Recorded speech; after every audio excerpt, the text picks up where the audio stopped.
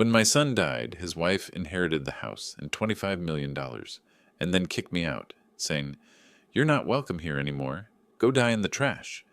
But a few days later, the lawyer laughed and said, "Did you listen carefully to the will? What was in the will caused my daughter-in-law to faint from shock. Before we continue, please subscribe to the channel and write in the comments what time it is where you are now." The mahogany casket gleamed under the gray Texas sky, threatening rain that hadn't come yet. 37 people stood around my son's grave, their black clothes making them look like crows against the spring grass. I held Jeffrey's third-grade school photo in my weathered hands, the edges soft from years of touching. My boy was gone, 45 years old, and the cancer took him anyway. Zella positioned herself at the head of the casket, playing the grieving widow perfectly. Her black designer dress probably cost more than most folks here made in a month. Those manicured nails, painted dark red, rested on the polished wood like she owned it, like she owned everything. The minister was halfway through his speech about eternal rest when she moved. Her high heels clicked against the cemetery stones as she approached me, that calculated sympathy painted across her face. "Clyde," she whispered, but loud enough for Mrs. Henderson and the Johnsons to hear. Her perfectly manicured hand touched my arm. "I hope you don't think you'll be staying in my house after this." The words hit like ice water. Several mourners shifted uncomfortably, pretending they hadn't heard. But they had. Everyone had. I gripped Jeffrey's photograph tighter, feeling my jaw muscle tense. "This is my son's home, Zella." "Was your son's home." Her voice carried that sweet venom she'd perfected. "Now it's mine." Jeffrey left everything to his loving wife. Mrs. Henderson gasped softly behind her gloved hand. Obie Smith stepped closer, his weathered face hardening. These people had known Jeffrey since he was knee-high to a grasshopper. They'd watched him build his construction empire from nothing. "We haven't heard the will yet," I said quietly, keeping my voice steady despite the fire building in my chest. Zella laughed, actually laughed, at my son's funeral. "What's to hear? I'm his wife. Who else would he leave millions to?" The minister paused mid-sentence, clearly uncomfortable. Folks were staring now, some looking away in embarrassment. This was supposed to be about Jeffrey, about honoring his memory. Instead, this woman was turning it into her personal show. "The deceased was a generous man," the minister continued, trying to regain control of the service. "A pillar of our community a pillar who knew how to take care of his family," Zella interrupted, smiling at me with those cold blue eyes. "His real family." That's when I understood. This wasn't grief-talking or even greed. This was strategy. She'd planned this moment, chosen this public setting where I couldn't respond the way my blood demanded, where she could establish her narrative in front of witnesses. The minister finished his prayer while dirt began falling on Jeffrey's casket.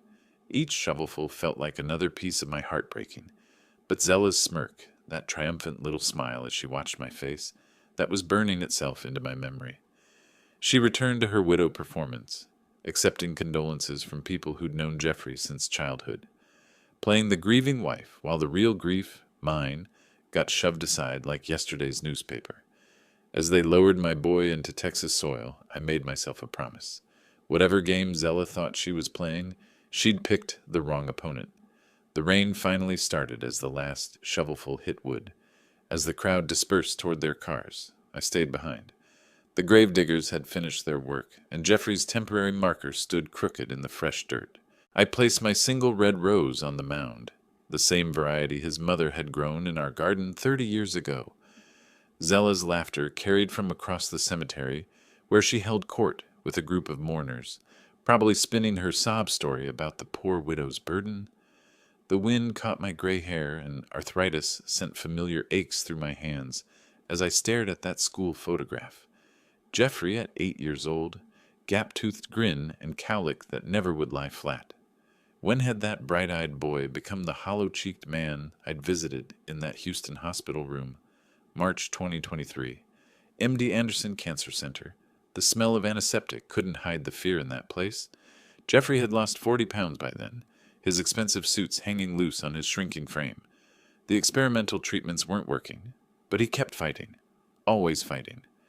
"Dad, I want you to know, I took care of you," he'd said that day, gripping my hand with fingers that felt like bird bones, Whatever happens, you're protected. I hadn't understood then. Figured he meant the life insurance, maybe some savings account. Jeffrey had always been responsible, even as a kid, saving pennies in mason jars. But watching him struggle through those final months, I saw something else. Fear.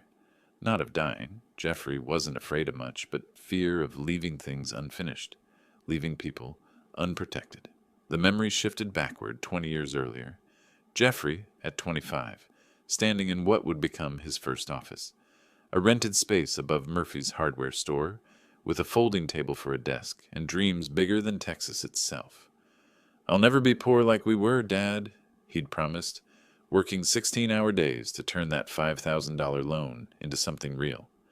Building subdivisions across 3 counties, creating jobs, making families happy in homes his company constructed.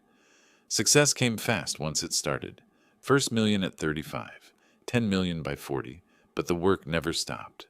Jeffrey drove himself like a man possessed, chasing something I never quite understood. Maybe chasing away the memory of government cheese and second-hand clothes, of watching his mother count pennies at the grocery store. The photograph trembled in my arthritic hands.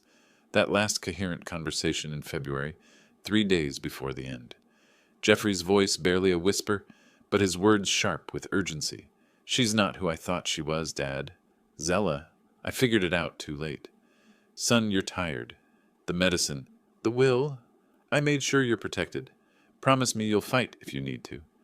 I'd promised, not knowing what I was promising. Figured it was the medication talking or pain making him paranoid. Jeffrey died believing I understood, and I'd failed him in that final moment.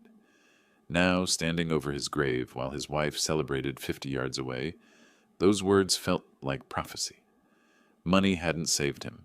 All those years building wealth, sacrificing health and time and peace of mind, and cancer took him anyway. The cruel irony burned worse than Zella's threats, but Jeffrey had been smart, smarter than his old man gave him credit for. Those final months while fighting for his life, he'd been fighting for mine too. I tucked the photograph into my jacket pocket as Zella's voice carried across the cemetery. "Well, it's time to discuss practical matters." She was approaching with her group of witnesses, probably planning another public humiliation. My grip tightened around that school photo, feeling its soft edges press into my palm. Whatever Jeffrey had planned, whatever protection he'd promised, I was going to need it soon. The rain was coming down harder now, and Zella's designer shoes would be getting muddy. Good. Let her struggle with something, even if it was just walking across wet grass. The gravel crunched under my boots as I walked toward my old Ford pickup. Car doors were slamming across the parking area, engines starting, people eager to escape the awkwardness Zella had created at the graveside. She intercepted me halfway to my truck, her designer heels clicking on the wet pavement. Mrs. Henderson, Joe from First National Bank, and 3 other mourners flanked her like a jury she'd assembled. Strategic positioning, I recognized it from my Army days. "Clyde, you need to understand reality." Zella planted herself directly in my path, those cold blue eyes locked on mine. Jeffrey left everything to me. The house, the business, the investments, all of it. Her confidence was absolute. This wasn't bluffing or wishful thinking. She knew something the rest of us didn't, and she was enjoying the revelation. I kept my voice level, the way you do with spooked livestock. "We haven't heard the will yet, Zella." "What's to hear? I'm his wife." Her laugh was sharp enough to cut glass. "Did you think he'd leave millions to someone who never contributed a dime to his success?" The witnesses shifted uncomfortably. Joe cleared his throat and studied his shoes. Mrs. Henderson clutched her purse tighter, clearly wishing she was anywhere else. But they stayed. That was the point of this little theater, creating witnesses to her dominance, establishing the narrative before anyone could challenge it. "I know this is hard," she continued, tilting her head with practiced sympathy. "But you can't live in denial. Jeffrey loved you, but he was practical. He knew I'd need everything to maintain the lifestyle he built for us." The cruelty was breathtaking. Not just the words, but the timing, the public setting, the witnesses she'd gathered to watch my humiliation. This woman had studied pain like other people studied recipes. "Everything all right here, Clyde?" Obadiah Smith approached from the direction of his old Chevy, reading the tension like weather signs. At 68, Obi was still built like the farmer he'd been, with hands that could gentle a frightened horse or stop a charging bull. 30 years of friendship had taught him to recognize trouble, and Zella was trouble in a designer dress. "Just discussing practical matters," Zella said, her irritation at the interruption flickering across her face before the mask slipped back into place. "Practical matters can wait," Obi said quietly, positioning himself slightly between us. "Man deserves time to grieve his son." "Of course he does." Zella's smile was razor-thin. "That's exactly why I'm inviting everyone to the house for refreshments. A proper memorial gathering." This was news to me. Jeffrey would have wanted something simple, quiet. But Zella was rewriting his story in real time, making herself the generous hostess instead of the vulture picking over his bones. "That sounds lovely," Mrs. Henderson said, clearly relieved to have something normal to focus on. "Jeffrey would have appreciated that." The others murmured agreement, accepting the invitation without question. Zella's smile widened as she watched them fall into line, establishing herself as the proper host of Jeffrey's memory. "You'll come too, won't you, Clyde?" Her tone was silk over steel. "It's important that family be there." Family. The word was an insult wrapped in courtesy, delivered in front of people who'd known me since before Jeffrey was born. She was daring me to refuse, to look petty and difficult in front of the community. "Something's not right about this," Obi murmured, stepping closer so only I could hear. His farmer's instincts were sharper than most folks realized, but the others were already heading toward their cars, talking about what dishes they'd bring and how Jeffrey would have loved seeing everyone together. Zella had successfully hijacked my son's memory, turning his funeral into her coronation. "I'll see you at the house," she said, triumph glittering in those blue eyes. "After all, it's still your son's house for now." The emphasis on "for now" was deliberate, another small cruelty delivered with surgical precision. She climbed into Jeffrey's Mercedes, her Mercedes now, and pulled away, leading the caravan of mourners to what had been my home for the past 3 years. I stood in the cemetery parking lot, rain soaking through my jacket, watching taillights disappear down the main road. The funeral was over, but something else was beginning. Obi waited beside his truck, engine running but not leaving. "You coming, old friend?" I looked back at Jeffrey's grave one more time, then climbed into my pickup. Whatever Zella had planned for this memorial gathering, I wasn't going to face it alone. The 15-minute drive to the house felt like heading into battle, which I supposed it was. Cars pulled into the circular driveway one after another, gravel crunching under tires as we arrived at the Wells family home. Zella had beaten us here, of course, her Mercedes already parked prominently near the front steps. She emerged before most of us had even shut off our engines, suddenly energized in a way that made my skin crawl. "Please, everyone come inside for refreshments." Her voice carried across the driveway with theatrical projection. "I've prepared a proper memorial gathering for Jeffrey." I climbed out of Obi's truck slowly, my arthritic joints protesting after the long day. Something felt wrong about this whole situation. We hadn't planned any memorial gathering. In fact, Jeffrey would have hated all this fuss. "Since when did she plan a memorial?" Obi muttered under his breath, matching my pace toward the house. The Victorian mansion looked the same as always. White columns, wraparound porch, the climbing roses my late wife had planted 40 years ago. But Zella stood on those front steps like she owned every brick and board, which, according to what we'd just witnessed, she probably did. Mrs. Henderson raised her eyebrows at me as we approached. "Clyde, dear, did you know about this gathering?" "No, ma'am. This is news to me." Zella heard us talking and turned that practiced smile our direction. "I wanted Jeffrey's friends to have a proper chance to remember him. Surely you don't object to honoring your son's memory?" The way she phrased it made any objection sound selfish. Clever woman, this daughter-in-law of mine. Manipulative as a snake oil salesman, but clever. We filed into the house I'd called home for 3 years, the place where Jeffrey had been born, where his mother had died, where 3 generations of Wells men had lived and worked and loved. Now it belonged to someone who'd known Jeffrey less than 2 years. That's when I noticed the setup. Tables had been arranged in the dining room, covered with white linens I'd never seen before. Good china was set out, not the everyday dishes, but the wedding set that had been Jeffrey's mother's. Wine glasses sparkled under the chandelier, and expensive-looking bottles were already opened and breathing. This level of preparation didn't happen in the hour between the funeral and now. "She planned this," I whispered to Obi as we hung our coats in the front hall. "Before the funeral even ended," he agreed, his farmer's eyes taking in every detail. "Look at those flowers. Those aren't grocery store arrangements. Someone ordered these days ago." Zella swept through the rooms like a hostess born to the role, directing people to the living room, offering drinks, discussing the wine selection with authority. Every gesture screamed ownership, possession, control. "Please make yourselves comfortable," she said, gesturing toward Jeffrey's favorite armchair, the leather recliner where he'd spent his final months when the treatments made him too weak to work. "I'll bring everyone something to drink." Joe from the bank accepted a glass of red wine that probably cost more than most people's weekly grocery budget. "This is quite thoughtful, Zella. You prepared all this today?" Jeffrey always said hospitality was important. She poured herself a generous glass, her hands steady as a surgeon's. He would have wanted his friends to remember this day properly. Remember it properly, as if the funeral hadn't been enough, as if she needed to stamp her ownership all over Jeffrey's memory too. The doorbell rang, cutting through the murmur of conversation. Zella's eyes lit up immediately, and she practically bounced toward the front door. "That must be Mr. Thompson," she announced to the room, her excitement barely contained. "Now we can take care of the formal matters." Jasper Thompson entered carrying his official document case, his expression professionally neutral, but his eyes finding mine across the room.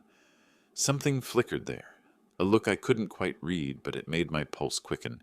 The real business was about to begin.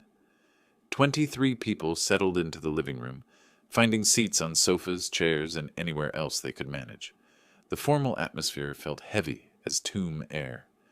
Jasper Thompson positioned himself near the fireplace, removing official documents from his leather briefcase with practiced efficiency. Zella claimed the wingback chair closest to the lawyer, smoothing her black dress and adjusting her pearl necklace. I took the corner chair near the window, the spot where I'd sat countless evenings watching Jeffrey work at his laptop. "I'll now read the last will and testament of Jeffrey Michael Wells," Thompson began, his voice carrying the weight of legal authority. The room fell completely silent, except for the soft rustle of papers. Dated February 10th, 2025. Witnessed and notarized according to Texas state law. Zella's foot began tapping against the oriental rug. Her fingers drummed against the chair arm. The woman could barely contain herself. Thompson continued with the standard legal language: declarations of sound mind, revocation of previous wills, appointment of executor. Boring stuff that made Mrs. Henderson shift in her seat and Joe check his watch. "To my loyal employees at Wells Construction, I leave 1 month's additional salary to be distributed equally among all current staff members." Thompson's voice remained steady, professional. "To my cousin Sarah in Houston, I leave my mother's jewelry collection. To the Willow Creek Public Library, I leave $50,000 for renovation of the children's section." Small gifts, charitable donations, personal items scattered among various relatives.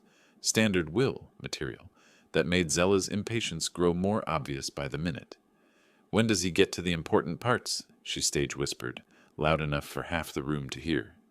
Thompson cleared his throat and turned to a new page. The room held its collective breath. "To my beloved wife, Zella Marie Wells, I leave the family home located at 847 Magnolia Street, along with its contents, and the sum of $25 million from my investment accounts." Zella shot up from her chair like she'd been launched. "I knew it. I knew Jeffrey took care of me properly." The guests' reactions were mixed. Some smiled politely. Others looked uncomfortable with her enthusiasm. Mrs. Henderson exchanged a meaningful glance with her husband. Even in grief, there were certain social boundaries most people observed. I gripped the arms of my chair, feeling the wood grain press into my palms. 25 million plus the house. Jeffrey had been generous with his wife. I'd give him that. "What about—" I cleared my throat, hating that I had to ask. "What do I receive?" Thompson's eyes found mine across the room, and something passed between us, a look that said more than words could. "To my father, Clyde Samuel Wells, I leave all personal mementos, family photographs, and his tools from the workshop. The silence stretched like taffy. Tools and photographs. After helping build Jeffrey's empire, after 3 years of living under this roof, after a lifetime of love and sacrifice, tools and photographs. Zella's smile could have powered the whole county. She turned to face the room like a queen addressing her subjects, accepting congratulations from neighbors who'd known Jeffrey since he was in diapers. "Jeffrey always said he'd take care of me," she announced, her voice ringing with triumph. "He was such a thoughtful husband." Mrs. Henderson nodded politely. "Well, dear, you're certainly set for life now." "More than set." Zella's laugh had sharp edges. "I'll never have to worry about anything again." I remained seated while she held court, watching this performance with growing clarity. This woman had never loved my son. She'd seen a meal ticket, a lifestyle, a fortune to inherit. And Jeffrey, brilliant Jeffrey, had figured it out too late. But as the congratulations continued and wine glasses clinked, Thompson caught my eye again. He was packing his documents, but he moved slowly, deliberately, and when our eyes met, he gave the slightest nod toward the kitchen.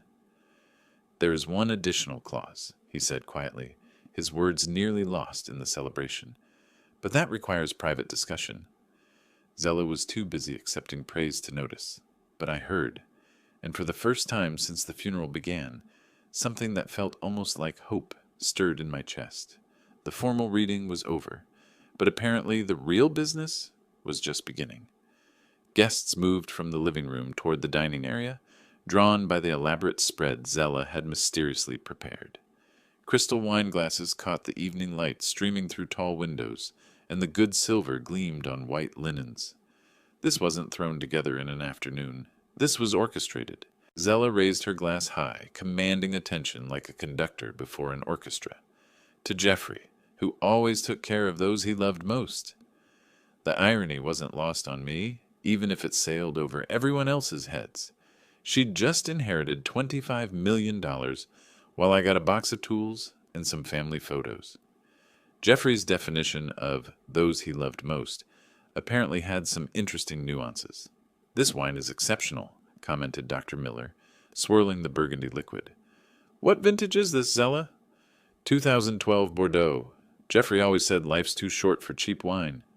She moved through the room with fluid grace, playing hostess like she'd been born to money.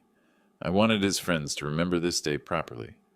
Mrs. Henderson accepted a delicate crystal glass, studying Zella with newfound interest. "You managed to prepare all this today? After the funeral and everything? When you love someone, you find the strength." Zella's smile was camera perfect. Jeffrey would have wanted his friends to celebrate his life, not just mourn his death. Celebrate was an interesting word choice for a funeral reception. Most folks called these things memorial services, but Zella seemed determined to reframe Jeffrey's death as her personal triumph. "You know," she said, settling beside Mrs. Henderson on the velvet sofa, "I've always wanted to modernize this old place. Maybe open up some walls, update the kitchen." Mrs. Henderson's eyebrows rose slightly. "But it's such a historic home, dear. Been in the Wells family for 3 generations." "Well, it's my family now." Zella's laugh tinkled like breaking glass. "And frankly, all this dark wood and heavy furniture feels so dreary. I'm thinking light colors, contemporary furniture, maybe knock out that wall between the kitchen and dining room." My knuckles went white around my wine glass. This house had been in our family since 1923. My grandfather built those walls with his own hands, selected every piece of molding, planned every room. Jeffrey had been born in the upstairs bedroom, taken his first steps on these very floors. But Zella saw dollar signs and design opportunities. Joe from the bank leaned forward with professional interest. "Will you be staying in Willow Creek long term, or might you be thinking of relocating?" Zella's eyes lit up like Christmas morning. "Actually, I'm considering selling and moving somewhere more cosmopolitan, maybe Dallas, or even New York." The room went dead quiet. These people had known Jeffrey his entire life, watched him build his business here, create jobs for their children, support local charities. The idea of selling his family home to fund Zella's urban adventure hit them like cold water. "Jeffrey loved this house," I said quietly. "He was born here." Zella turned toward me with theatrical surprise, as if she'd forgotten I was present. Jeffrey's dead, Clyde. It's time to live for the living, don't you think? The mask slipped completely then. No more grieving widow, no more thoughtful hostess. Just cold calculation wrapped in designer clothes. Besides, she continued, warming to her theme, what's the point of keeping the museum when you could have millions in cash? I could travel, buy a penthouse, really live for the first time in years. Obi stepped closer to me, his weathered face hard as granite. I could feel him fighting the urge to say something that would get us both thrown out. Mrs. Henderson began gathering her purse, clearly uncomfortable with the direction this conversation had taken. Well, I should be getting home. Early morning tomorrow. Others followed her lead, making polite excuses and heading toward the door. Within 20 minutes, Jeffrey's memorial reception had cleared out like smoke in a windstorm. Folks who'd intended to stay all evening suddenly remembered pressing obligations. I remained in my corner chair, watching this exodus with fascination. Zella had managed to alienate Jeffrey's entire social circle in one evening. These people had come to honor my son's memory, and instead they'd gotten a front-row seat to his widow's greed. By 8 o'clock, only Obi and I remained. Zella stood in the suddenly quiet dining room, surveying the abandoned wine glasses and half-eaten appetizers with confusion. Well, I suppose people have busy lives, she said, but uncertainty flickered across her face for the first time all day. Obi squeezed my shoulder as he headed for the door. Call me if you need anything, old friend. And I mean anything. The front door closed with a solid thunk, leaving Zella and me alone in the house that had been my home for 3 years. She turned to face me with renewed confidence, clearly relieved to drop the public performance. Finally, she said, kicking off her expensive heels, now we can discuss your situation properly. Sound of car engines faded into the distance, leaving only the tick of the grandfather clock in the hallway. Zella moved through the kitchen like she'd lived here her entire life, humming some tune I didn't recognize while she stacked dirty dishes with practiced efficiency. Well, that went better than I expected, she said, not bothering to look at me as she scraped leftover appetizers into the garbage disposal. Her jewelry caught the overhead light, diamond earrings that probably cost more than most people's monthly mortgage. I sat at the kitchen table where I'd eaten breakfast every morning for 3 years, watching this performance with growing fascination. The woman moved with complete ownership, opening cabinets like she'd memorized their contents, finding the good dishwashing liquid without searching. Zella, we need to discuss what happens next. She didn't turn around, just continued loading the dishwasher with mechanical precision. What happens next? That's simple enough. When she finally faced me, her expression had shifted into something harder, more calculating. The grieving widow mask was completely gone now, replaced by cold business efficiency. Next, you pack your belongings and find somewhere else to live. The words hit like physical blows, even though I'd been expecting them. This house has been in my family for 4 generations, Zella. Was in your family. She snapped the dish towel with sharp emphasis. Now it's legally mine. Jeffrey left me everything, remember?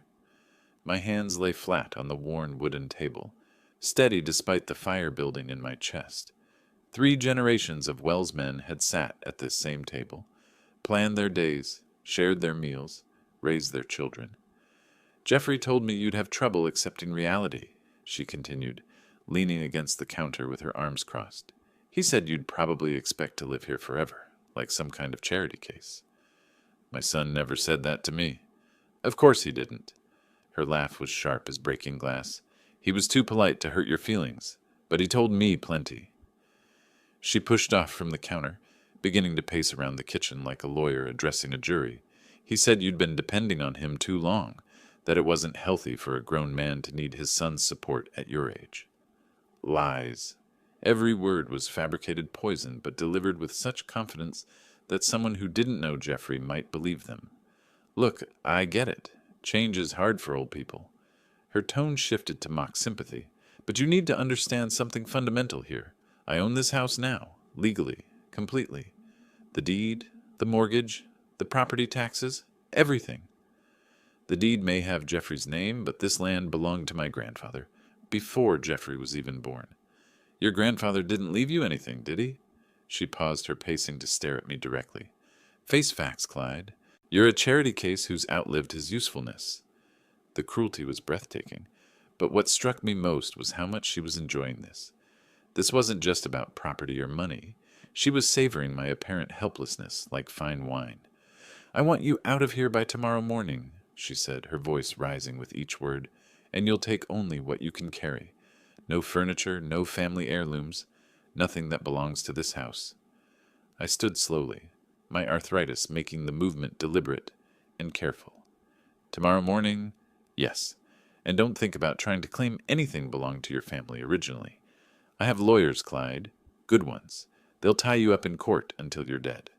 For the first time since Jeffrey's funeral, I felt something that might have been a smile tugging at the corner of my mouth. As you wish, Zella. The unexpected calmness in my voice seemed to catch her off guard. She'd been building toward an explosion, expecting rage or tears or desperate pleading. Instead, she got quiet acceptance. We moved from the kitchen through the dining room, past the mahogany table where Jeffrey had done his homework as a boy, into the front living room where family portraits lined the mantelpiece. Zella followed me with predatory energy, clearly energized by what she saw as complete victory. I've been patient with you, Clyde, but my patience has limits. She walked around the room touching furniture possessively, the antique sofa, the carved-in tables, even the brass lamp that had belonged to Jeffrey's grandmother. This couch, these antiques, even that ugly family portrait, it's all mine now. Jeffrey chose every piece carefully, I said quietly, remembering how he'd spent months finding just the right coffee table to match his mother's decorating vision. Jeffrey's taste was as outdated as yours. Her fingers trailed over surfaces like she was appraising merchandise. I'm thinking modern minimalist for the redesign, maybe Scandinavian.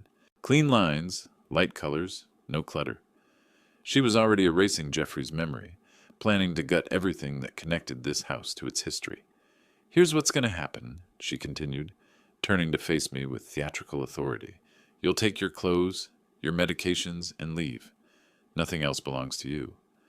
Where exactly do you expect me to go? She shrugged, the gesture casual and devastating.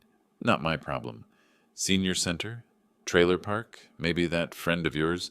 What's his name, Obi? Maybe he'll let you sleep in his barn. I'm 65 years old, Zella. I've lived in this county my entire life. Then you should have planned better for your old age. Her smile was razor sharp. Maybe if you'd been a better father, Jeffrey would have left you something substantial instead of a box of rusty tools. The attack on my relationship with Jeffrey hit deeper than anything else she'd said. But before I could respond, she was just getting started. Jeffrey was a good son. He loved his family. Enough! The word exploded from her with startling violence.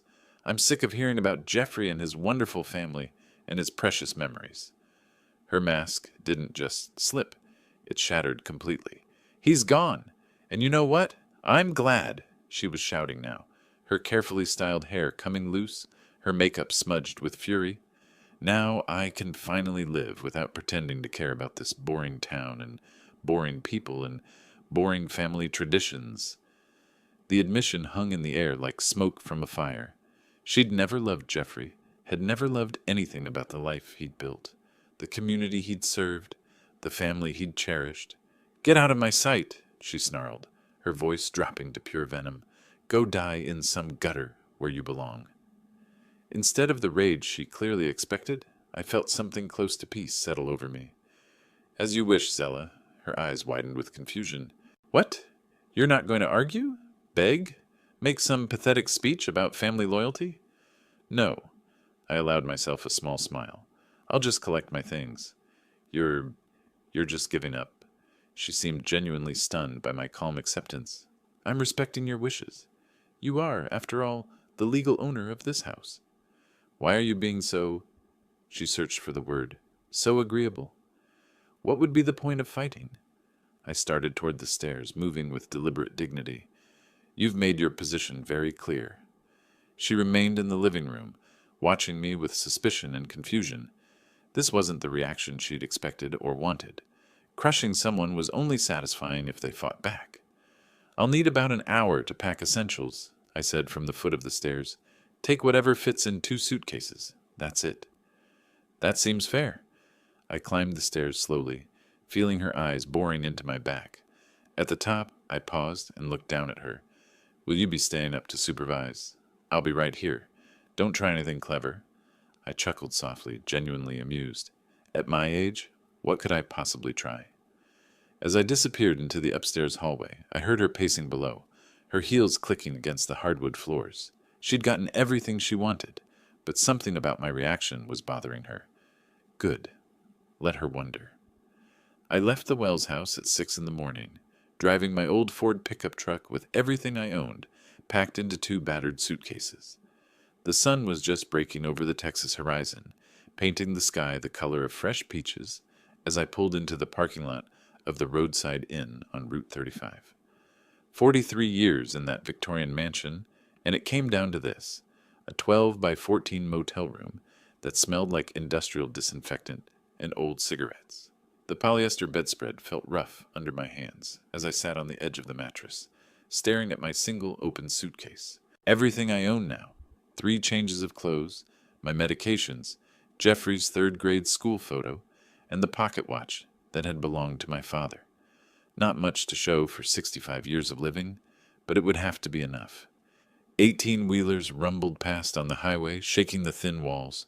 Morning traffic was building, folks heading to jobs, running errands, living their normal lives, while mine had been turned upside down in the space of 24 hours. "Jeffrey," I said to his photograph, "I hope you knew this day might come." The motel's coffee maker gurgled to life, filling the small room with the aroma of cheap grounds and hard water. I sat at the tiny table by the window, watching traffic flow past while methodically reviewing my situation. Homeless at 65. No income beyond Social Security. No family left except a woman who'd told me to die in a gutter. But something was nagging at me, had been nagging at me since yesterday's will reading. Jasper Thompson's meaningful look when he'd mentioned that additional clause, the way he'd nodded toward the kitchen during all the celebration, his professional demeanor hiding something that felt almost like anticipation. Jeffrey had been the smartest man I'd ever known, built an empire from nothing, outmaneuvered competitors twice his size, always stayed 3 steps ahead of everyone else. Was it really possible that he'd leave his father defenseless against a woman he'd grown to distrust? I found Thompson's business card in my wallet and dialed his office number.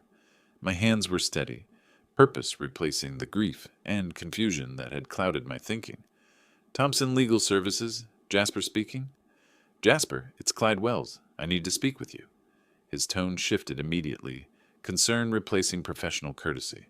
"Clyde, where are you? I heard that Zella insisted you leave the house immediately. She threw me out last night, told me to go die on a trash heap, among other things." Sharp intake of breath on the other end. She said, "What? You mentioned an additional clause in Jeffrey's will yesterday. I think it's time we discussed it." The pause stretched long enough that I wondered if we'd been disconnected. Then Thompson's voice came back, filled with something that sounded remarkably like relief. Yes, it definitely is time. "Can you see me this morning? Can you come to my office? Say 10 o'clock? I'm at the roadside inn on Route 35. I can be there in 20 minutes. "Clyde," Thompson's voice carried a weight I couldn't quite identify. "Bring everything Zella said to you last night. Every cruel word, every threat, every insult. Write it down if you need to." "Why? What difference does it make now?" "Because Jeffrey anticipated exactly this situation." Satisfaction colored his words now. "Your son was even smarter than you knew." My pulse quickened. "What do you mean?" 10 a.m. sharp. And Clyde, you might want to bring a change of clothes back to town. Something nice for when we pay Zella a visit. The line went dead, leaving me staring at the phone with the first real hope I'd felt since Jeffrey's diagnosis. Whatever my son had planned, whatever protection he'd built into his will, it was about to be revealed. I showered, put on my cleanest shirt, and prepared to discover just how well Jeffrey had known the woman he'd married. I arrived at Thompson's office exactly at 10, parking my old pickup beside his familiar sedan. Downtown Willow Creek looked the same as always. Brick storefronts, American flags hanging limp in the still morning air, folks going about their Tuesday business like the world hadn't shifted under my feet. Thompson's office occupied the 2nd floor of the old Merchants Building, wood-paneled walls lined with law books and family photographs. Jeffrey's portrait hung behind the desk, a formal shot from when he'd won the county's Business Leader Award 3 years back. "Clyde, you look tired." Thompson stood up from his desk, genuine concern creasing his weathered face. "How are you holding up at that motel?" "I've had better accommodations, but I'm managing." I settled into the leather chair across from his desk, noting how he seemed almost energized despite the early hour. "You seem almost pleased about something, Jasper." His grin was wider than I'd seen since Jeffrey's diagnosis. "Clyde, tell me, did you listen carefully to every word of the will reading yesterday?" "What do you mean?" "Zella got everything. The house, the money, the business. I got Jeffrey's old tools and some photographs." "That's what everyone thinks they heard." Thompson moved to the office safe, spinning the combination lock with practiced efficiency. "But sometimes the most important words are the ones people don't pay attention to." He withdrew a thick manila folder, handling it like precious cargo. "Your son was far more clever than Zella ever imagined." My pulse quickened as he laid the complete will on his desk, pages spread out like a roadmap to salvation. "Jasper, what are you not telling me?" Jeffrey knew exactly what kind of person he'd married. Thompson's finger traced down to the bottom of page 3. "Look here, section 15B, the fine print that everyone missed." I leaned forward, squinting at the legal text. The words swam into focus slowly, and when I understood them, my heart nearly stopped. "Read it aloud, Clyde." "The house and monetary assets transfer to my wife and Zella Marie Wells." I paused, processing the next phrase. "On the condition that she provides proper care and dignified housing for my father, Clyde Samuel Wells, until his natural death." The room went silent except for the tick of Thompson's desk clock. "Keep reading," he said quietly. "Should this condition be violated through eviction, verbal abuse, or failure to provide respectful treatment, the entire inheritance shall immediately revert to the Jeffrey Wells Cancer Research Foundation." My hands were shaking now. "Jasper, she threw me out. She told me to die on a trash heap." "I know she did." His satisfaction was unmistakable. "Because Jeffrey anticipated this exact scenario." "How could you possibly know what she said to me?" "Because your son instructed me to monitor the situation closely. He told me, Dad's going to need protection, and I won't be there to provide it." Thompson pulled out another document, a legal definition sheet. "The will specifically defines proper care as dignified housing, respectful treatment, and family consideration. Zella violated all 3 conditions within 36 hours. I felt tears building behind my eyes, grief and relief and overwhelming pride in my son's wisdom all mixing together. Jeffrey knew she would do this to me. "He loved you more than his own comfort, Clyde," he said. "Dad deserves better than I can give him while I'm fighting this cancer, but I can make sure he gets what he needs after I'm gone." The magnitude of it hit me like a physical blow. While fighting for his life, Jeffrey had been fighting for mine too. He'd seen through Zella's performance, anticipated her cruelty, and built legal protection around me like a fortress. "What happens now?" I asked, wiping my eyes with the handkerchief I'd carried for 40 years. Thompson was already gathering official papers, stamping documents with his notary seal. "Now we inform Mrs. Wells of her legal situation. The inheritance is null and void as of last night." "When do we tell her?" "This afternoon. Are you ready to face her again?" I straightened my shoulders, feeling strength return for the first time in days. Jeffrey's love was still protecting me, still fighting for me even from beyond the grave. More ready than I've been since this whole nightmare started. Thompson and I spent the lunch hour preparing copies of the complete will and legal transfer documents. By 3 o'clock, we were driving toward the Wells family home in his sedan, official papers organized in manila folders on the back seat. The Victorian house looked different somehow as we pulled into the circular driveway. Maybe because I now knew it didn't really belong to Zella, had never belonged to her, despite what yesterday's abbreviated will reading had suggested. Thompson rang the doorbell while I stood slightly behind him, holding the document folder. The sound of heels clicking on hardwood announced Zella's approach. "I'm not expecting anyone," she called through the door. When it opened, she appeared in casual clothes, designer jeans and a silk blouse, her hair in rollers like she'd been preparing for an evening out. The sight of me standing on what she considered her doorstep ignited immediate fury. "What are you doing here? I told you never to come back to this house." "Zella, we brought you something interesting," I said calmly. Thompson stepped forward with professional authority.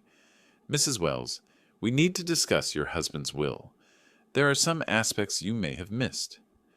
The will was read yesterday. Everything's settled. You're both trespassing on my property."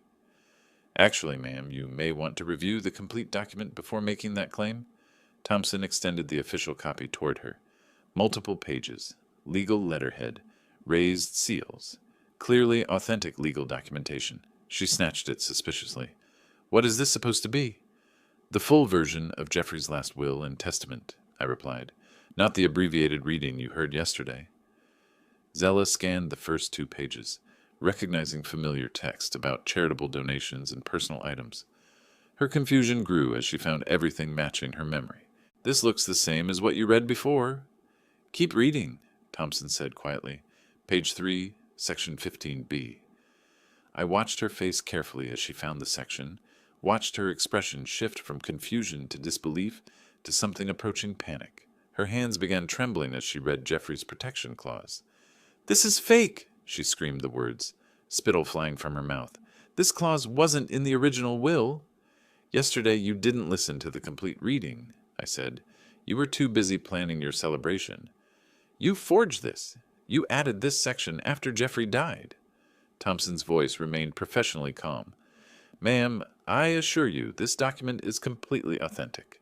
The original is in my office safe, witnessed and notarized according to Texas state law." "I want to see the original. This is fraud. This is impossible." She examined every page frantically, looking for signs of tampering, alterations, anything to support her desperation. But Thompson was meticulous. Every seal was authentic, every signature verified, every legal detail perfect. "Proper care and housing for my father," she read aloud, her voice dropping to a whisper as the reality began penetrating her shock. "You violated that condition approximately 36 hours ago," Thompson informed her, "when you evicted Mr. Wells and told him to, quote, die on a trash heap. This can't be legal. There must be some mistake, some loophole." I stepped forward, feeling Jeffrey's presence like a warm hand on my shoulder. "No mistake, Zella. My son knew exactly who you were." She looked between Thompson and me, understanding finally dawning in those cold blue eyes. The calculation, the planning, the legal trap, it had all been laid months before Jeffrey died. "He planned this," she whispered. "He actually planned this whole thing." "Perhaps we should discuss the legal implications inside," Thompson suggested. "This is a neighborhood after all." Zella nodded mechanically, stepping back from the doorway. Yes, come in." As we crossed the threshold into what had been my home for 3 years, I couldn't help observing how quickly the power dynamic had shifted. Yesterday, Zella had been the righteous property owner. Today, she was about to learn that ownership was far more complicated than she'd imagined. We gathered in the same living room where yesterday's will reading had taken place, but everything felt different now. Zella collapsed into the wingback chair she'd claimed as her throne, while Thompson and I took positions near Jeffrey's photograph on the mantelpiece. "Mrs. Wells, according to Section 15B of your husband's will, you have violated the inheritance conditions." Thompson's voice carried the weight of legal finality. "The entire estate, house, and monetary assets now transfers to the Jeffrey Wells Cancer Research Foundation." "This can't be happening." Zella's voice was barely above a whisper, her hands covering her face. "This can't actually be happening. By evicting Mr. Wells and telling him to die on a trash heap, you've nullified your claim to the inheritance. The will specifically requires dignified treatment and respectful housing. But I didn't mean it literally. It was just, I was angry. People say things when they're angry." Thompson consulted his legal notes. "The document specifies that verbal abuse constitutes grounds for inheritance forfeiture. Intent is irrelevant under Texas law." I settled into Jeffrey's favorite recliner, the leather chair where he'd spent his final months, too weak from treatments to work. The irony wasn't lost on me. Yesterday I'd been homeless. Today I was home. "Now we need to discuss living arrangements," I said quietly. Zella looked up, confusion mixing with her despair. What do you mean? This is still the Wells family home. It always was. I gestured toward the family portraits lining the mantelpiece. The foundation has agreed to let me remain as permanent resident. Thompson nodded confirmation. Mr. Wells has been granted lifetime residency rights as part of the inheritance transfer. You can stay too, Zella, but under my rules now. What? What kind of rules? Her voice was small, defeated. Respect. Basic human decency. And never again suggesting that anyone should die on a trash heap. I kept my tone level, without vindictiveness, the same courtesy I would have shown you. What if I apologize? Desperation crept into her voice. What if I take back everything I said? The legal violation has already occurred, Thompson explained. The inheritance transfer is irreversible under the will's terms. I leaned forward, studying the woman who'd tried to destroy me less than 48 hours ago. Jeffrey knew this day would come. He protected both of us. Both of us. You get a roof over your head and dignity. I get the same. The foundation provides living stipends for both residents. I touched Jeffrey's photograph gently. My son was wiser than either of us realized. I lost everything. Zella's whisper was broken, defeated. Everything I planned, everything I dreamed. You lost everything you tried to steal, I corrected. There's a difference. Thompson packed his documents efficiently, professional satisfaction evident in his movements. I'll file the transfer papers tomorrow morning. The foundation assumes legal ownership by Friday. Jeffrey gave me something more valuable than money, I said, straightening my son's photograph on the side table. Zella looked up. What's that supposed to mean? Justice, and the knowledge that he truly loved me. My voice caught slightly. He told me in the hospital, Dad, I took care of you. I didn't understand what he meant then. Your son spent months crafting this protection, Thompson added. He anticipated exactly what might happen and built legal safeguards around it. As Thompson prepared to leave, I felt a deep sense of completion. Jeffrey's love had transcended death itself, reaching forward through legal documents to shield me when I needed it most. Zella, you can stay as long as you follow house rules, I said as Thompson gathered his briefcase. Treat people with respect. Contribute to the household peacefully. Remember that this is a home, not a hotel. She nodded numbly. What choice do I have? The same choice you gave me 2 days ago. But I'm not you. Thompson shook my hand at the front door. Justice has been served, Clyde. Jeffrey would be proud. As his car pulled away, I returned to the living room where Zella sat staring at the wall. For the first time since Jeffrey's death, we were alone together as equals, two people dependent on the same charity, living under the same roof, bound together by circumstances neither of us could change. We'll find a way to live together respectfully, I said. I'm sorry, she whispered, about what I said, about everything. Sorry is a start. Respect is what matters going forward. The grandfather clock in the hallway chimed 4 o'clock, marking time in a house that now belonged to neither of us, and both of us. Jeffrey's final gift wasn't just justice. It was the possibility of redemption, even for those who didn't deserve it. Outside, Texas afternoon light streamed through the windows my late wife had chosen, illuminating family photographs that would remain on these walls long after Zella and I were gone. The Wells family home would endure, protected by love that reached beyond the grave. Some victories are worth waiting for. If you like this story, please like this video, subscribe to the channel, and share your impressions of this story in the comments. To listen to the next story, click on the box on the left. Thank you for watching.